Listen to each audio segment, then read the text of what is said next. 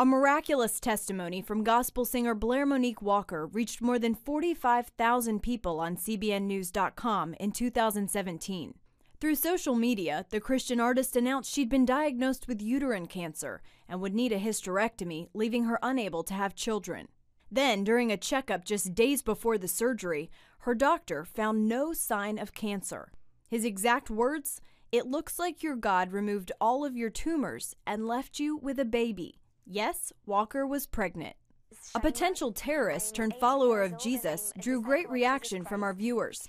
Rita Shaima grew so unhappy with her world that she made up her mind to join ISIS in Syria.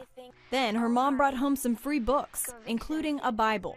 Initially, Shaima read the Bible to prove Christians wrong. Instead, she found she could not resist the love of Jesus. Then, during her baptism, something incredible happened. When I got baptized in water, a demon manifested, and it wasn't me at all. I don't even remember what I did. I had to see in the video of my baptism, and I was completely crazy. The demon was crazy. It wasn't me. I hit Yon. He baptized me. I hit him. And I said sorry.